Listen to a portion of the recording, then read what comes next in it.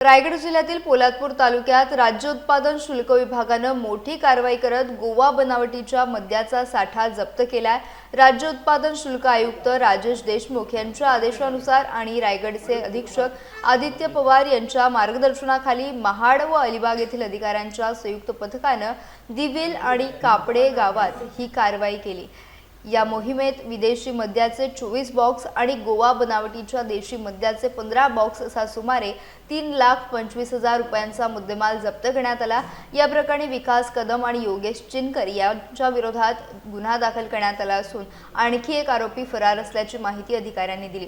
जप्त केलेला मुद्देमाल महाड येथील राज्य उत्पादन शुल्क कार्यालयात जमा करण्यात आला असून या कारवाईमुळे परिसरात मोठ्या प्रमाणावर गोवा बनावटीच्या मद्याची अवैध विक्री होत असल्याचं समोर आलंय।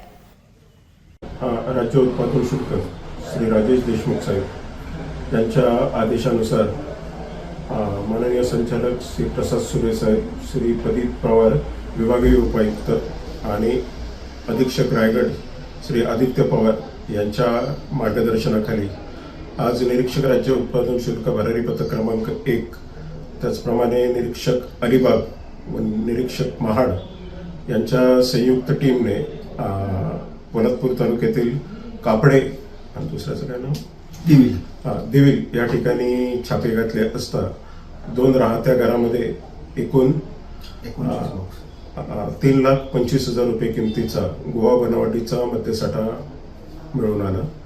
त्यात 2 आरोपी अटक करण्यात आलेले आहेत आणि 1 आरोपी फरार आहे। एकूण 3 गुन्हे नोंदवण्यात आलेले आहेत आणि सुमारे 24 बॉक्स विदेशी बनावटीचे मद्य आणि 15 बॉक्स देशी दारू गोवा बनावटीची या कारवाईत जप्त करण्यात आली आहे।